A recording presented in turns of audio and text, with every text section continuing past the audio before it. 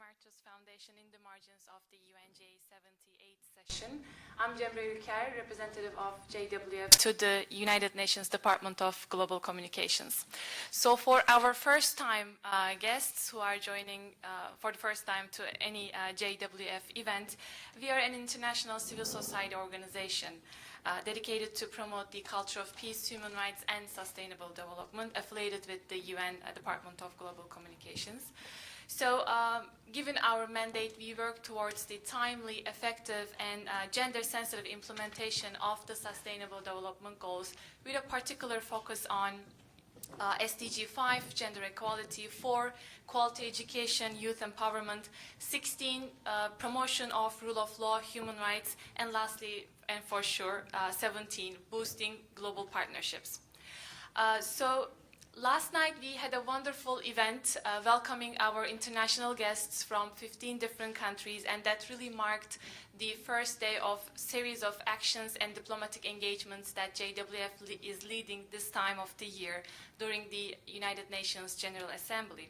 And today we have a roundtable discussion, and here our mission is that we really wanted to create an additional opportunity, because tomorrow is our main event date, conference, and it's going to be very busy and hectic day. So we want to get this round of experts together from different countries to exchange innovative views, action-oriented policy suggestions, really addressing how to drive the way for the second half of the SDGs, because the reports indicate that we are almost 15% in progress for the SDGs. But in fact, many of the games matches are really won in the second half too. So without any desperation, we have to really lead the way forward with action-oriented talks and in partnership with global partners. So today's discussion will be led by Silvia Osman, Associate Professor from Romania, author of more than 20 books on multicultural dialogue, education, and diplomacy. So the format is that we have a set of confirmed speakers. We're going to start with Silvia's opening remarks, having our confirmed speakers delivering their reflections, but then I would very appreciate if the experts around the table can be a part of the discussion, and we are really looking forward to have their insights too. So round one is going to be about the role that human rights defenders are leading for sustainable peace and development, and we aim to conclude this round of discussion in 1 hour, moving to session 2, where we will have our representatives of global partners around the table to share their best practices. Thank you so much. Silvia, the floor is yours. Thank you very much, Emre. Such an honor to be here with you, ladies and gentlemen. Part of you I've met last night. Hello again. And I just want you to say that rain on the first day, in my country it says that brings good luck and success with whatever follows. So you cannot get upset even if it rains on your wedding day. Therefore, I wish you a very good conference and stay in New York City. I'm not a host, just a moderator, but our host is here, and I'm sure Mr. Mehmet and Cumhuriyet are going to share my view, and they will allow me to welcome you again. This nice round table is going to share the floor, multiple opinions, multiple views on the role of human rights defenders in sustainable peace and development. And my first sentence is, I would like to be a diatribe in favor of human values, because I'm sure you would agree with me that if we are not well-grounded in our profound, timeless human values, there is no human rights. And thinking about a key word that would lead today's session, because at times I need an anchor for all of us. I'm sure we have similar opinions and views, that's why we gathered here together. And I would like to suggest to you something that I have read last night on my library walk while showing my friend who's for the first time in New York some streets I love and I remember since I have studied in the United States and I have lived around 6 years around here. It's a return after 20 years, and look what I found, our keyword freedom, and liberty. And allow me to keep my phone handy so I can read to you once in a while something I have written down. Listen to this. And there are the words of Langston Hughes, a poem entitled Words Like Freedom. Here we go. There are words like freedom, sweet and wonderful to say. On my heartstrings, freedom sings all day, every day. There are words like liberty that almost make me cry. If you had known what I know, you would know why. So I would like to start with a diatribe in favor of human values. And I will have a request for all the participants, not only for the speakers, who, you know, are allotted only 5 minutes of shared opinions. I would like to help me found a paper I'm writing on human values, and I would like you to share with me the outmost 10 treasured values you hold dear on a piece of paper. I'm sure the organizers have plenty of papers and pens and paper around. Share with me. It can be anonymous feedback, or I can have your name and mention you in the paper. So tell me 10 human values you treasure, and then underline 3 of them. 3 of them that you will never ever give up, no matter what. You know, those values you don't give up, you uphold, no matter what. And my breakfast conversation this morning brought tears to my eyes, talking about freedom some of us don't have. And we are here all free, in the country of the free, in the city that never sleeps, in freedom, of all sorts of freedoms, you know. And others, less fortunate, don't take that for granted because they are behind prison walls. So not to have you all sad or anything, I just want to remind you that we don't have any types of rights if we don't include in the education of the generations to come the human values we uphold, the human values we all treasure in our hearts. Let's be aware of it, and let's dedicate this day and this roundtable, if you would agree with me, to these human values, among which freedom and liberty, which are not the same. I've learned in my life experience, they're not the same. Okay, so I would like to start with a very nice lady I had shared a bus ride with this morning, whose language brought music to my ears, because usually my vacations are in Greece. So welcome, Amphalia Migadaki. I hope I'm pronouncing properly your name. And Amphalia, do we have Amphalia? She's not present? Where are you? Right, because on my list you follow. So if you would like to join with us, and you can share with us a couple of your thoughts and ideas. And by the way, I don't want to forget to tell all the human rights defenders among us today, chapeau, ladies and gentlemen, for the work you're doing. Good for you, and we are here to support everything you do. You just lead the way. We, academia, and I'm sure I'm not speaking only on my behalf, my own behalf, we are here for you. It's an honor to be here. Nice meeting you. Maybe you all. can hold the microphone closer so everybody hears you. Okay. It's an honor for me to be here and to meeting all of you. I'm a lawyer, immigration lawyer based in Greece. I'm working on criminal and political asylum cases with victims of torture from all over the world. I have great experience exactly in this field, and it's very frustrating because I have seen people heavily tortured, and when they are coming to describe the cases, when they're asking for political asylum, the weird thing is that they are depriving of their own emotions. It's like what have ever happened to them. It happened to someone else, okay? It's like they are describing the story of someone else. and it's like how deep they are traumatized. Okay. It's an honor to be here and share these opinions with you. So I'm sure that the values I have suggesting, liberty and freedom, are very dearly held to all your clients. And you share their struggle and their troubled hearts. Sometimes it's difficult to distinguish Closer, please. distinguish my own emotions, actually, when I'm hearing the stories. I'm trying to stay calm, okay? It is very hard, especially for a person with deep values and emotions. Exactly. You know, I was thinking many times that we are emotionally dyslexic. We are not taught in our education. I don't know about you in Greece, or I don't know in the countries you're coming from Belgium, from Australia, from Brazil, from Canada. Do we learn enough about emotions? We don't. We are taught mathematics.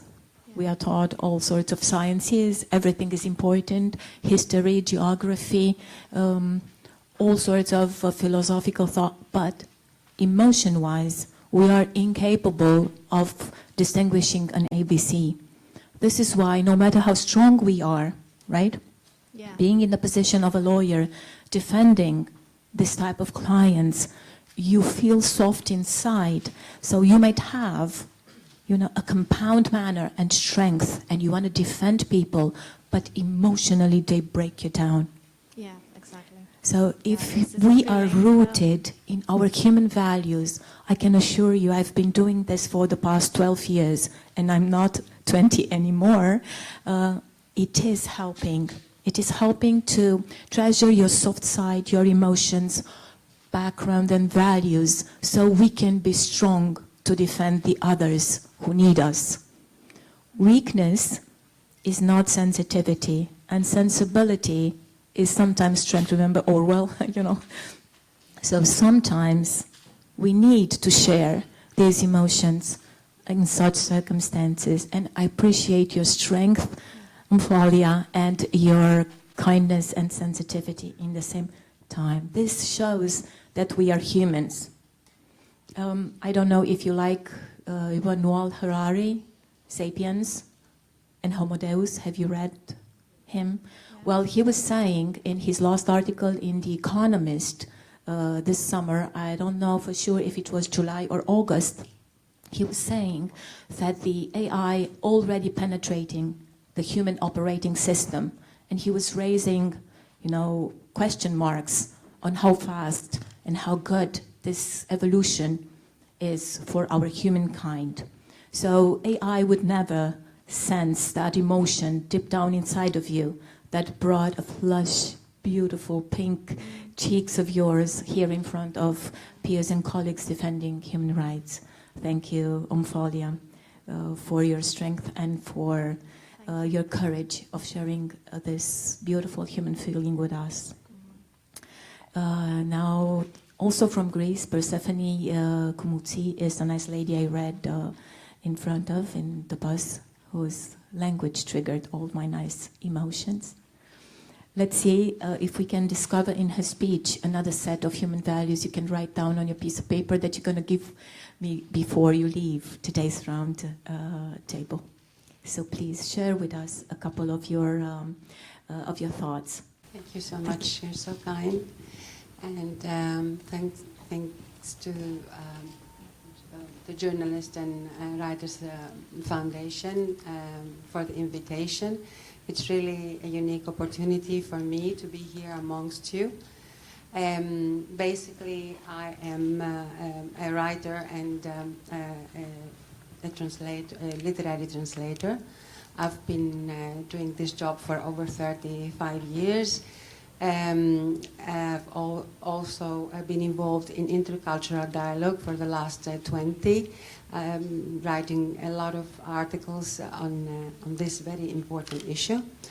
When I was asked to participate about this very important topic, defenders of justice, I said, what can I say when there are people who have done so much to defend human rights, to defend equality, humanity in general. Please let me check my notes. So I can Yes, of course, take your time. Yes. You have 4 more minutes. Defenders of justice are those, I gather, who through actions have made a difference and changed our world. That's true. They have been an inspiration through what they did and have went through or undergone, and we should cherish and commemorate their deeds eternally. Humanity owns these people immensely. Their actions were so powerful beyond belief, as they had to confront inconceivable adversities and each of them was indeed dedicated to this huge cause, a universal cause, defending the rights and defending people from injustice. Of course, amongst them, there are so many. We tend to remind and commemorate always the huge and the people of great action, like Gandhi, of course, Martin Luther King, Desmond Tutu, and many. I hope I will not mention everybody because I will definitely forget. But to my mind came, of course, the thought that there are also those who have fought through their chisel, through their pen. They managed to condemn problems such as slavery, colonialism, social and political injustice, segregation, underlying all those evils that penetrated human history.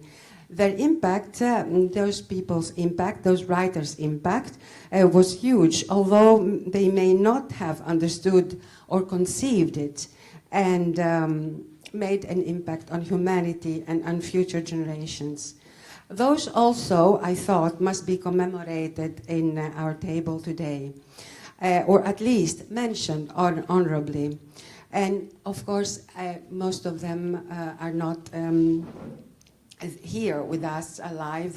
They have passed away, but they have left a legacy for future or present and future writers to continue their work.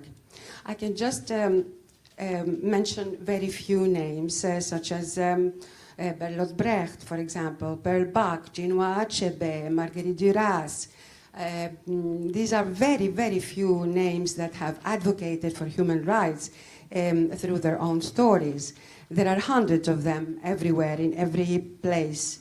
And we are thankful to these people as well.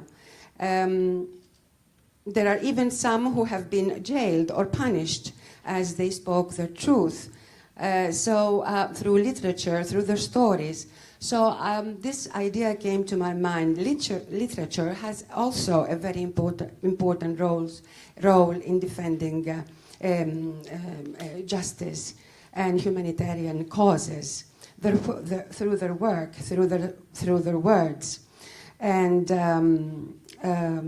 I think that was my basic idea. And of course, I've many things to say about their work, but I don't want to consume more time of your... It's not about consuming, it's about sharing the small time frame that we have among each other. Thank you very much, Persephone, for your ideas, and thank you for reminding me what Professor Peter Conrad said in Casel's History of English Literature, that literature is an affair with the language. What would we do without this wonderful affair while supporting human rights? Literature is entangled and intertwined in humanity, in our values. Maybe literature is one of the values. You don't read, you don't feel what others felt, right? And if I might add, that no man is an island. John Donne, a metaphysical poet, I very much treasure. So we're not islands. We're not islands of values and of truth. We are all an ocean. So no man is an island. Greece has many islands, and Canada doesn't have any. Am I mistaken? I don't know if Anil Wasif is here with us today. I was making a brief introduction from Greece to Canada, from south to north, and I guess he had trouble making it at today's roundtable. Right after him, I would like to invite a nice lady smiling across the room for me, Bathsheba Smeaton from the USA. Welcome. And I can't wait to see what this beautiful smile can bring as plus value at today's roundtable. So please, Bathsheba, the floor is yours. Thank you for the introduction. It's an honor to be here. I'd like to also thank the Journalists and Writers Foundation for the opportunity. I love what you opened with the Langston Hughes poem, Words Like Freedom. I am Queen Bathsheba. I'm the CEO and founder of a company called Cage-Free Voices. It is a multi-service, how apropos, right?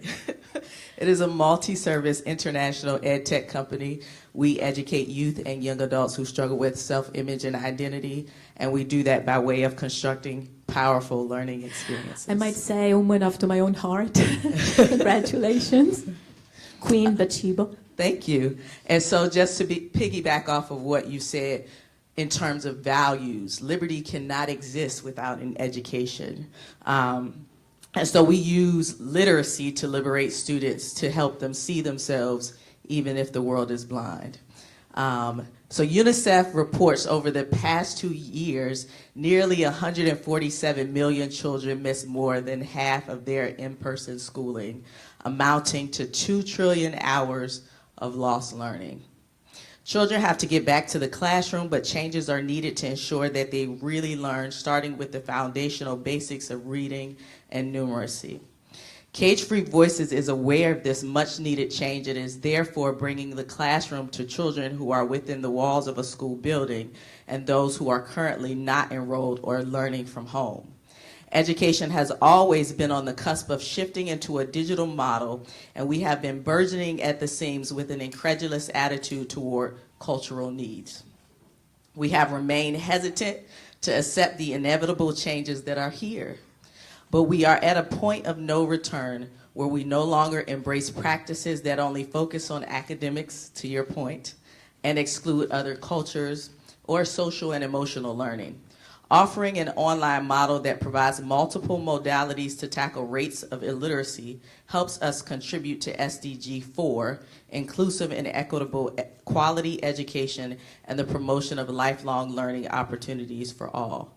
From the height of the pandemic in 2020 until now, we have been able to impact households in Nigeria, the UAE, the United States, and have recently been able to expand our reach to hundreds of students in Atlanta, Georgia.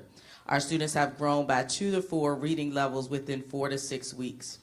Closing the achievement gap is a burden carried by many educators. We have to do the work in order to ensure justice for all. So we are doing that work, and we're taking a different approach to learning in order for us to tackle social, emotional, moral learning as well by addressing students as having neurological differences as opposed to only focusing on disabilities.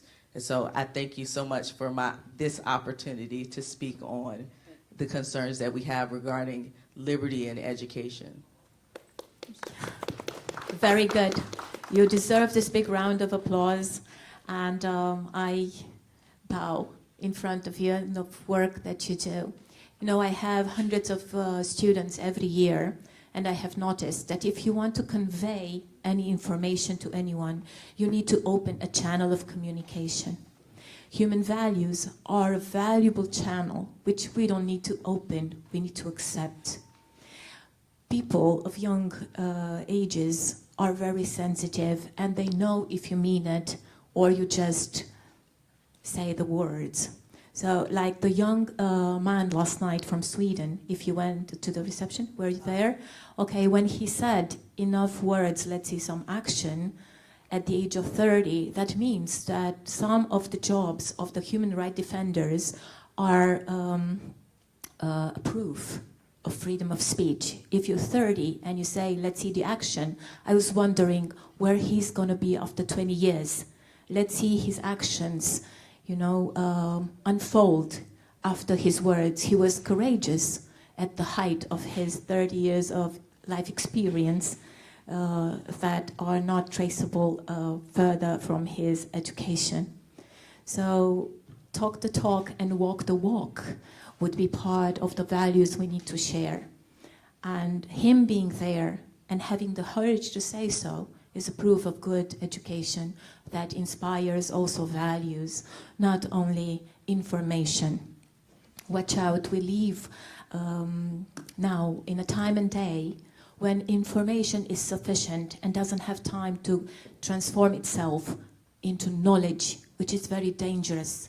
People are chasing information. So information, not doubled by values, won't ever turn into real knowledge, which is the aim of your, let's say, cage-free advocacy.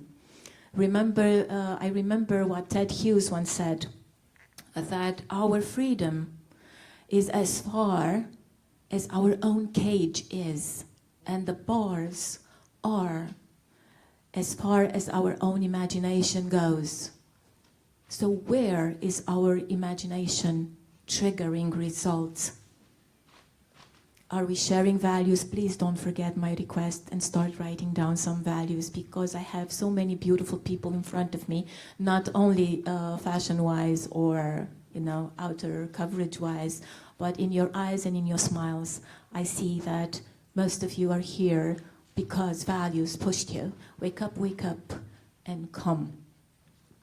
Thank you very much, Bathsheba, for your wonderful words. And now I'm welcoming a journalist from Greece, Tania Bozaninu.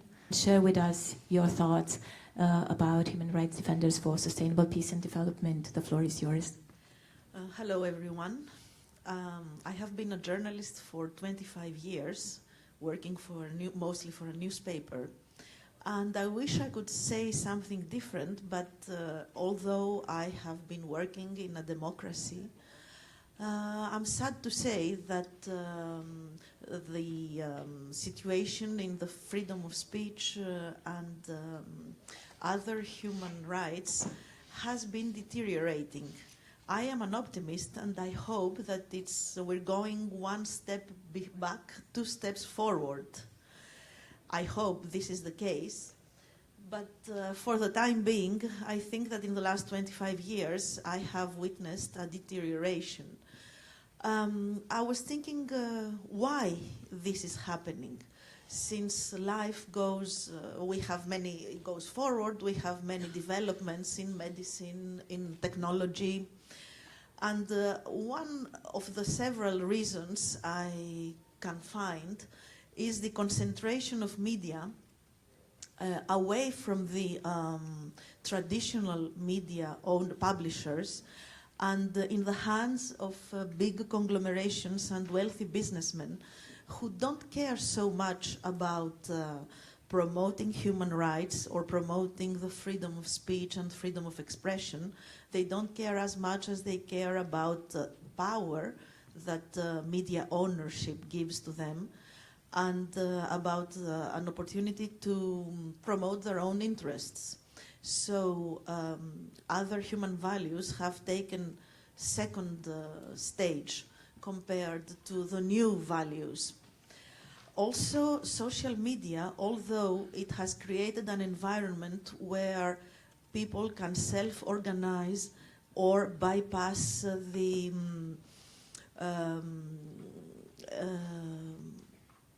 regimes that do not let free speech in traditional media, it has also created an environment where people who are opposed to human rights or to those values have a big floor, and sometimes they can express themselves or even manipulate social media in order to promote ideas that take the whole of the world, the whole of humanity, one step backwards instead of taking it forwards. I would like to add another value which is dear to me. Of course, I agree with you about liberty and freedom, but I would like to add another value, which is the opportunity for all. I think that equality in opportunity, for example, equality in opportunity to have a good education, or equality of opportunity to have justice.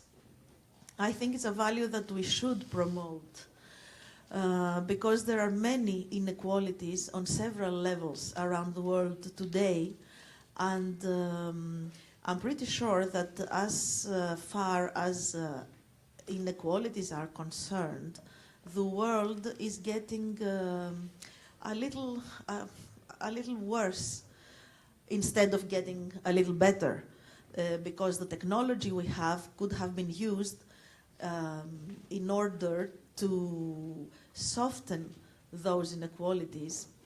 I'm sure it will happen sometime in the future, but I'm God sorry willing. to say... God willing. Yes, but I'm sorry to say it hasn't happened yet. We haven't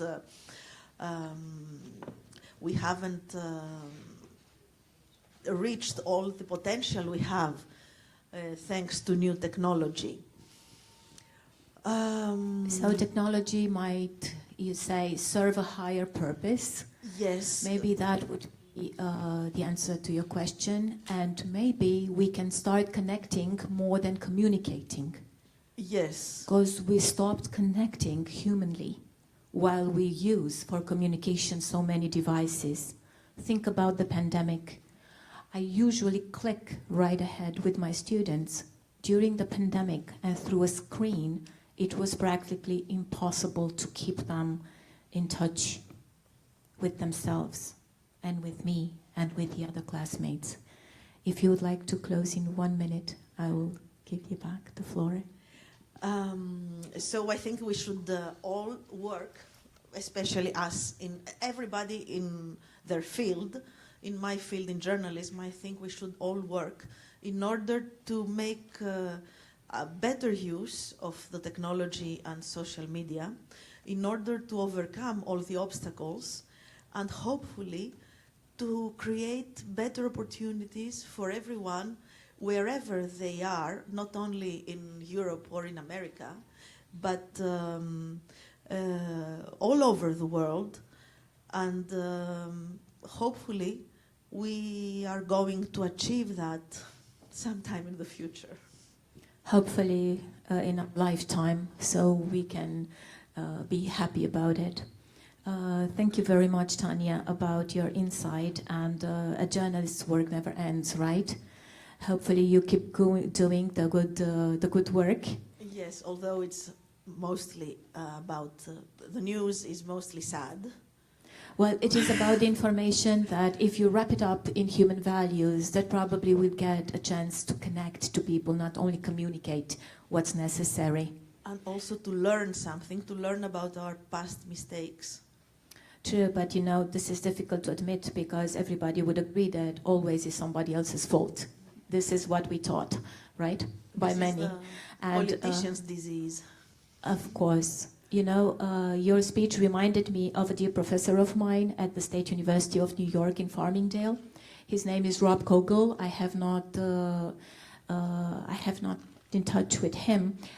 Maybe he doesn't have a Facebook or Insta account, being a philosopher and teaching sociology. But he introduced me 20 years ago to transformational studies. His point was that we cannot be equal. Okay, although we might aim for equality, we have different ages, different height, we walk differently, we speak differently. There are many things that tell us you're not equal. Men have more physical strength than women. Sometimes women have more intuition and more inner force than a very powerful, strong man. Okay, but we can work together and be partners. This is more essential. We can partner in every areas and walks of life instead of following the trend and become islands and become tribes and become separate in what we do. There is no limit to what we can do when we are together. if we join in partnerships. So if I might add to my diatribe in favor of human values, partnership as being essential, conflicts will end, humanity will start thriving, we will do better in all areas of life, not only defending human rights and sustainable peace and development. Imagine a society when everybody is partnered with everybody else and we don't look to be the first. Hard, right? When we are taught that in order to thrive, we need to be the first.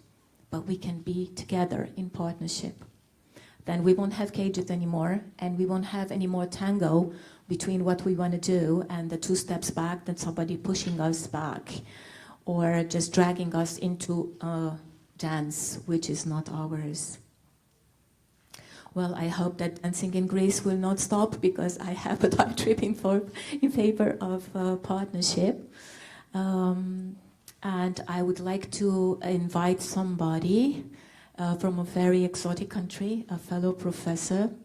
And I will have to apologize if my pronunciation skills won't get me close to how to pronounce Guillermo Stolle Paisajo Casaroes.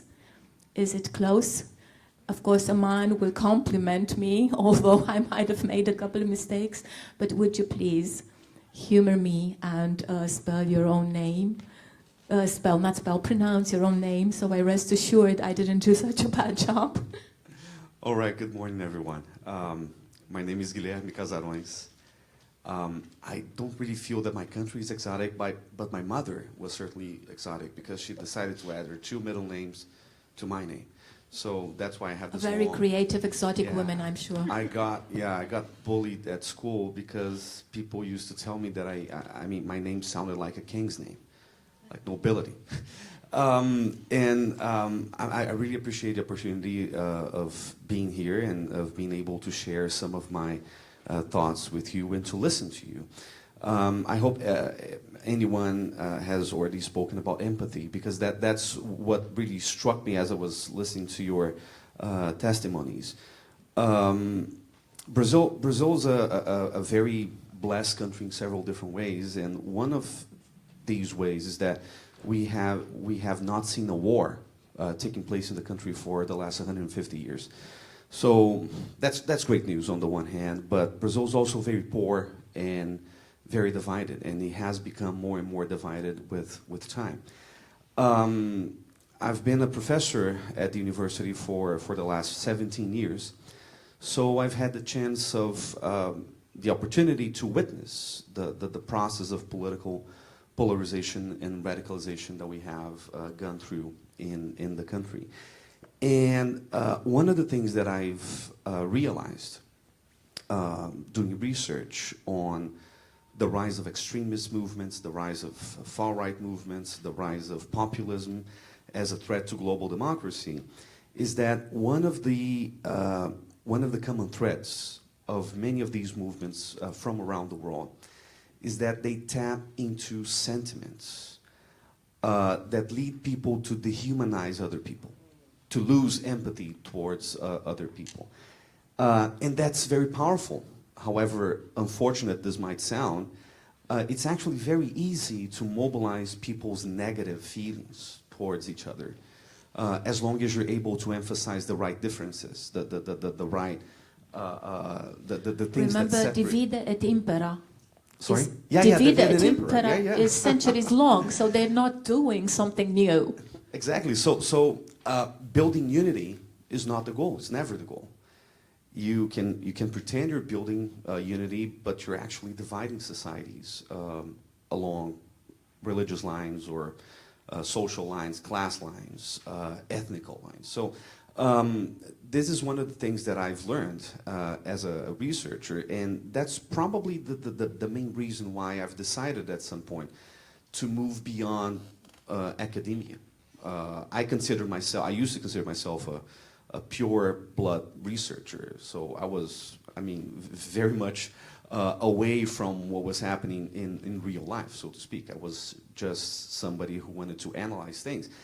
And over the last 5 years, I've been getting more and more involved with civil society groups, with activism in general, even with government policy making, because these are the ways we are actually able to change things. Yeah, the tools that we have at hand, right? Exactly. So to analyze is great, but it's also very comfortable because we are not really building empathy. We're just talking about it, but we are not really constructing it. So once I've had the chance of listening to your speeches prior to mine, it really got me thinking. What should we do besides, of course, promoting freedom and basic human rights and identities, which is also so important? I think that the first step, and we can only achieve that through education, I think, is to allow people to understand that we are different, yes, but we are part of the same group. And the earlier the education process in this sense starts, the better. Exactly. And I would just suggest early education. Yeah. Early age education.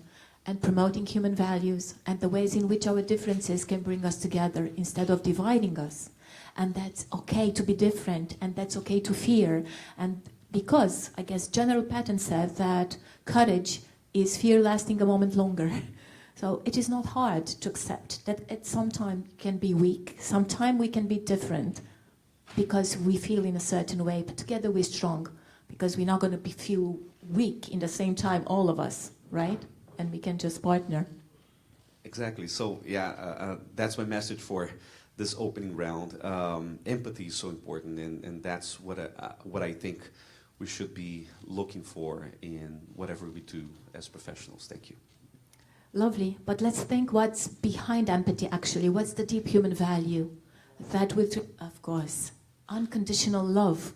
Now, when you say love, you think about other crazy things, and you forget that it is our primary human value that keeps us together at all times, with family members, with peers, with our students, with our colleagues, with our neighbors.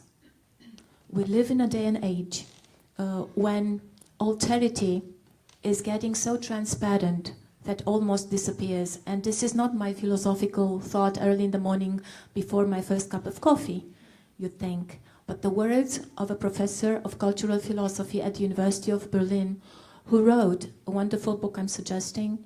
It came out at the beginning of this year or last month of last year's. It's called Infocracy. A professor of cultural philosophy at University of Berlin named Han of Korean origin. He says that the age of infocracy is what is happening to us. And slightly, surely, democracy is going to melt down into infocracy. We have no more feelings and empathy for others. The alterity and caring for the others is diminishing, and it is slowly disappearing if we don't watch out and pay attention to our humanity. So Infocracy, I advise you to get it. Small book, deep thoughts. And yes, empathy is a value. If you want to write it down on your papers, it would be Professor Guillermo's suggestion. We can have a long list, but please turn and underlining 3 of them so I can write my paper, the diatribe in favor of human values. And I can tell you're a professor because you kept your timing without any worries from my side that I will be forced to interrupt at any point. Wonderful people around this table. So thank you, Professor. I hope one day I'll come visit you in Sao Paulo. I'm planning a trip to Peru and Bolivia next year. And maybe, who knows, when I go to Argentina, I will squeeze in a bit of Brazil, nevertheless. Now, at the other part of the world, in Australia, from the Institute of Economics and Peace, and glad to say a partnership development manager, partnership being the key word here, I'm welcoming Patricia Garcia, AO. I met her last night, and we shared lots of views, so I'm sure that what she has to say about peace and development would be music to your ears, like my Greek French language was to mine on my way here. So please, Patricia, the floor is yours. Thank you. Good morning, everyone, and it's an honour and a pleasure to be here with you. I'd like to thank the Journalists and Writers Foundation for their warm and generous hospitality in hosting this roundtable discussion. I'd like to start by saying, as a person who has spent more than 20 years working as a humanitarian and development worker, I learned after 20 years that I had to learn the most important thing I would say to a student who would want to work in this field, that you must first be educated in human rights if we want to work in the area of peace and development. And it's one of the most critical areas that I now, working in the university education sector, see as critical to be able to promote the importance of human rights education and training at all levels. I brought here it's all broken because I've had this all during the time I was working in the field. I started my work in Sudan in the late 80s, being in charge of a UNHCR refugee camp with 22,000 Eritrean refugees from the Ethiopian-Eritrea war. And during the 90s, I was in the Rwanda genocide in July 1994. I also was in the war in Bosnia, working very much with the women who were affected by rape in war. I served some time on the Thai-Burma border, particularly in relation to the issues of landmines. And then after 9/11, I spent 5 years in Afghanistan. During all this time, one of the things that I learned is that all refugees, there is one thing that all refugees want, and it's a word called peace. And to be understanding that, it's important that to be able to achieve peace, we must be able to respect and promote the human rights of all human beings. And from this area of human rights, I can say that the Universal Declaration of Human Rights, which I'm carrying here, this is a testimony of when you carry this in the field, going to all these countries, the piece of paper starts to break down. But this is the Universal Declaration of Human Rights. And this But they thrive inside your heart. Yes, and it's 75 years this year. So I call on everyone to please, to just think about showing to all of you, to talk to others about this important document. It is the world record, the most translated document in the world, even beating the Bible. It's translated in 360 languages. And I used to tell my staff and colleagues my favourite article is Article 24, which is the right to rest and leisure. I used to use that a lot when I used to tell my boss I needed time off. Lovely idea. Yes. I guess everybody will Exactly. would love this value, That's right? And I Article think, 24 is a value. exactly, and I'd like to acknowledge the contribution of many of the people here who I'm sure have been very active as human rights defenders, because I really feel that as a veteran of, many of you might know, the first World Human Rights Conference was in Vienna, 1993, and we are now celebrating the 30th anniversary of the Vienna World Human Rights Conference. What we're learning now is that there's still enormous challenges, as we've heard from our previous speakers.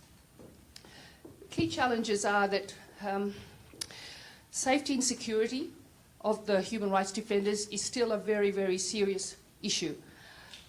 They are still faced with threats and harassment, physical violation, and even assassination for the work that they do.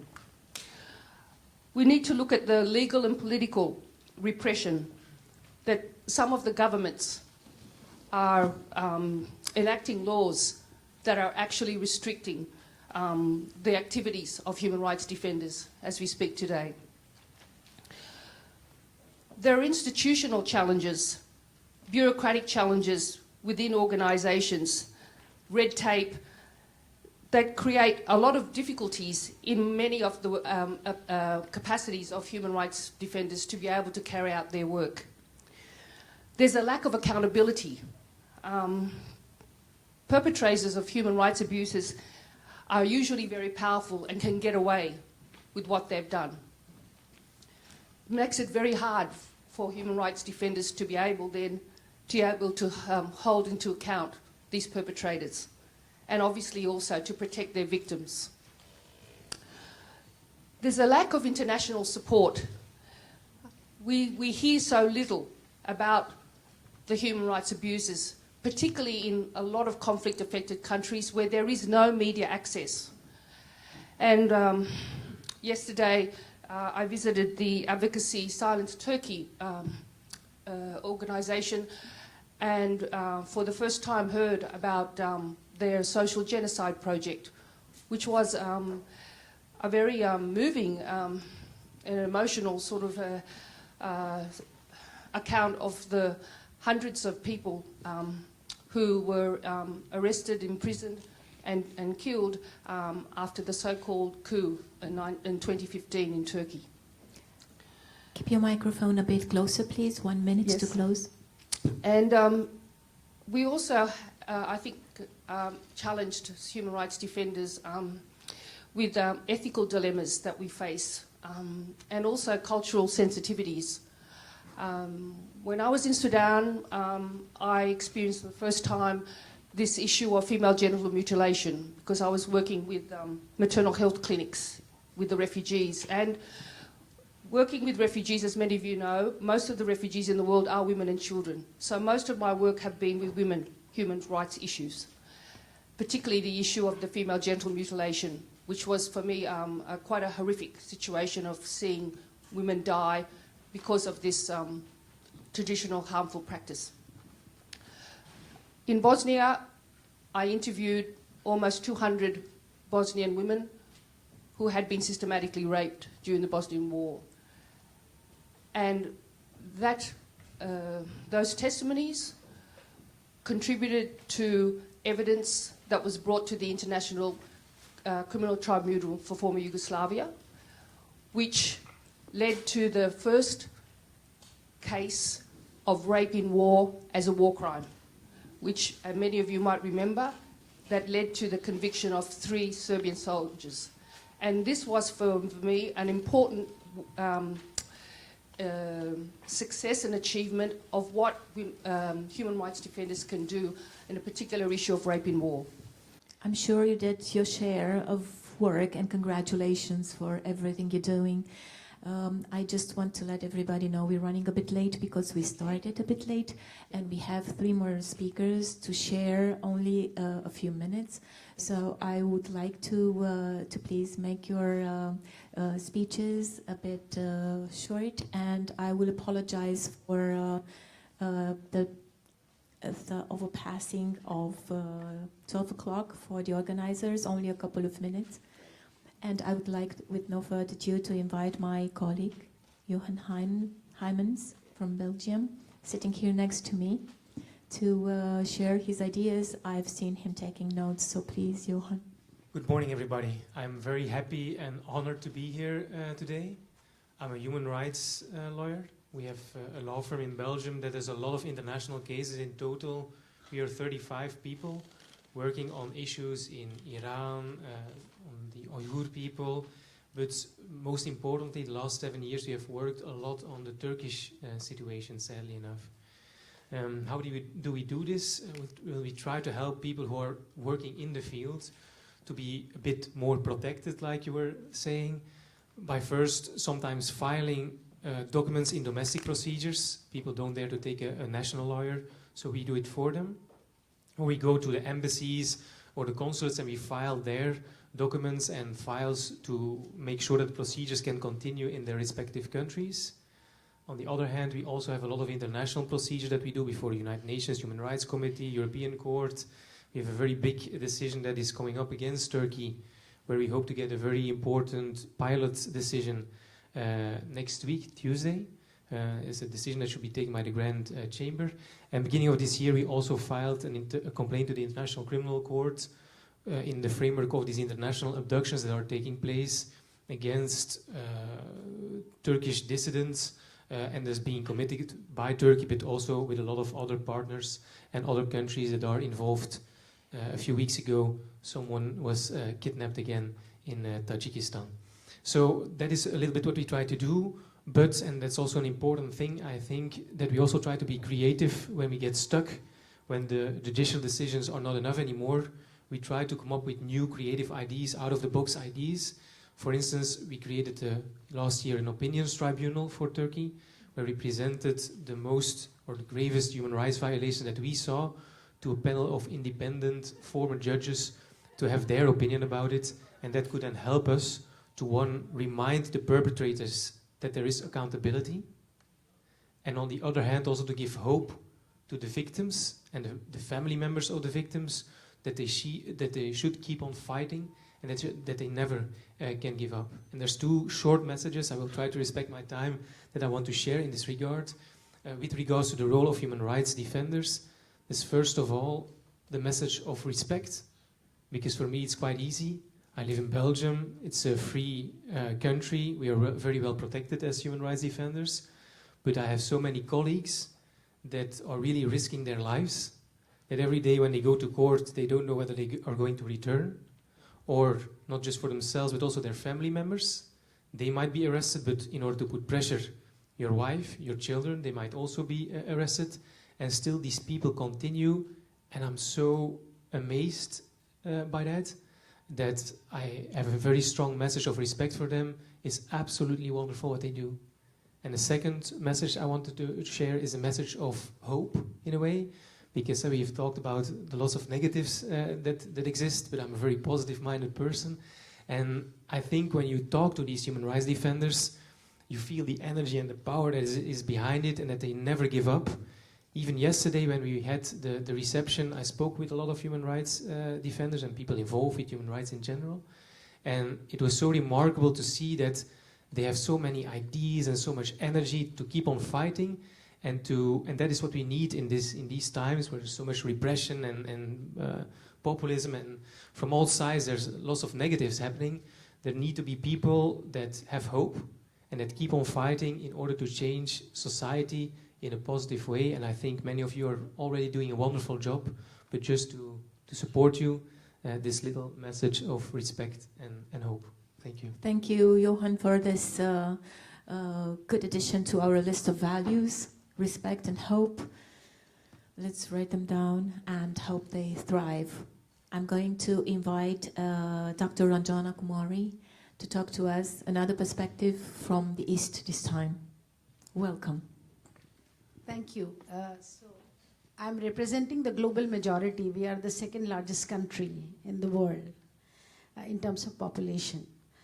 And also coming from a land where we have been trained and taught by Mahatma Gandhi that if you want to see the change, be that change. That means, emphasis on individual human action. And also we have seen post-COVID, the human resilience. I think we have to believe in human resilience, because it's not all that sad, it's not all that bad. But what is important at the moment is that we have to really all come together to claim our spaces, because democratic spaces are shrinking globally.